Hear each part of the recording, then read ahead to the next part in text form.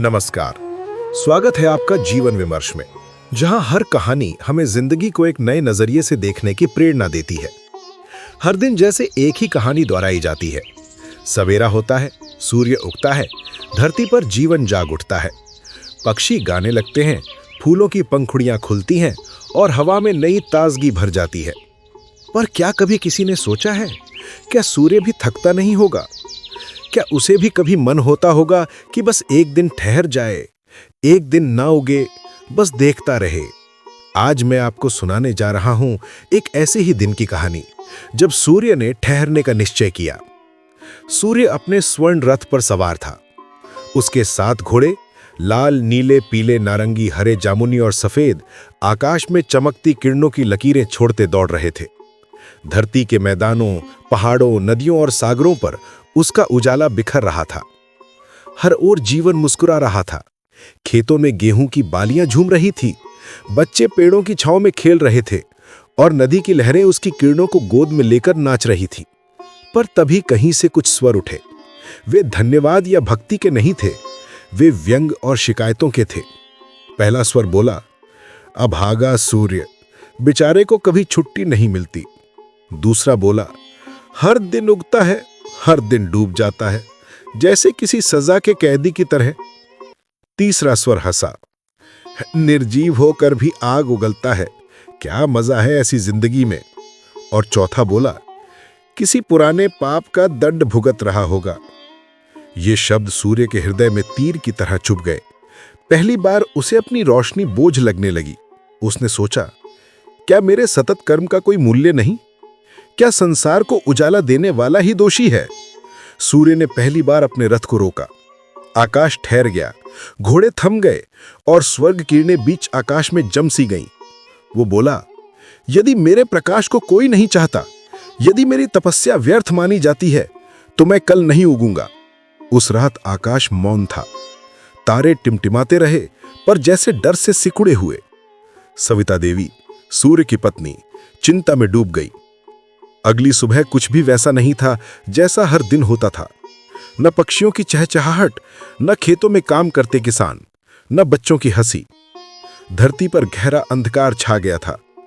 पेड़ मुरझाने लगे, पानी जमने लगा, जानवर दिशाहीन होकर टकरा रहे थे। एक बूढ़ा किसान आसमान की ओर देख बोला, सूरज कहां गया?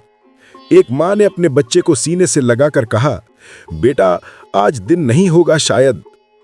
समुद्र की लहरें भी मौन हो गई। पर्वतों की चोटियों पर बर्फ जमने लगी। प्रकृति का हर प्राणी जैसे कह रहा था, सूर्य लौट आओ।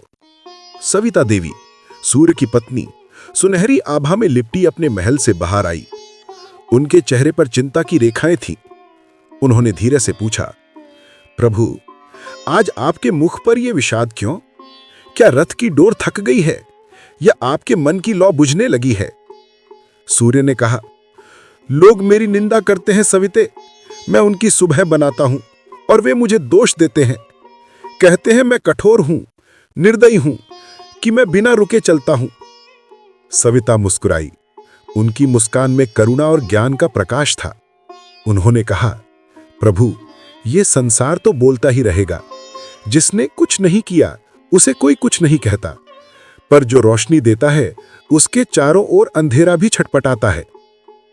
फिर उन्होंने धीरे से कहा, क्या आप जानते हैं, ढेले की चोट से घड़ा फूट सकता है, पर वही ढेला जब समुद्र में गिरता है तो उसमें विलीन हो जाता है।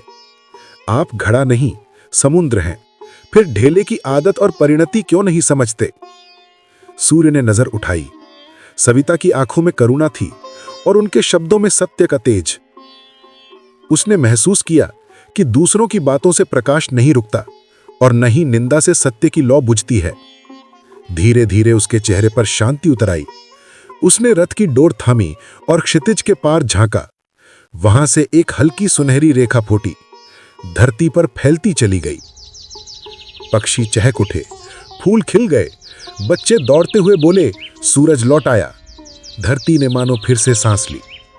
सूर्य अब पहले से अधिक तेजस्वी था, पर उस तेज में अब एक गहरी करुणा थी। वो जान चुका था कि सच्चा कर्मी वही है जो दूसरों के शब्दों से नहीं, अपने धर्म से संचालित होता है। और उस दिन से सूर्य हर सुबह उगता है, ना तारीफ की चाह में, ना ताने से डरकर, बल्कि इसलिए कि रोशनी उसका धर्म है। इस कहानी से हमें यह सीख मिलती है कि कर्म ही सबसे बड़ा धर्म है। दुनिया चाहे कुछ भी कहे, लोग तुम्हारे काम की आलोचना करें या मजाक उड़ाएं, पर सच्चा इंसान वही है जो अपने कर्तव्य और नियत से डिगता नहीं है। सूर्य की तरह हमें भी हर दिन अपना काम पूरे समर्पण से करते रहना चाहिए, ना तारीफ की चाह में, ना ताने से डरकर, बल्कि इसलिए कि सही काम करना ही हमारा धर्म है। क्योंकि सच्ची रोशनी वही होती है जो दूसरों के शब्दों से नहीं, अपनी सच्चाई और नियत से जलती है। अगर आपको यह कहानी पसंद आई हो तो इसे लाइक जरूर करें। सूर्य की तरह चलते रहने वाले अपने विचार कमेंट में जरूर लिखें। आपके शब्द किसी और के लिए प्रेरणा बन सकते हैं। और हाँ, ऐसी ही और प्रेरणादायक कहानियां सुनने के लिए हमारे चैनल को सब्सक्राइब करें, ताकि अगली कहानी की रोशनी सबसे पहले आप तक पहुंचे।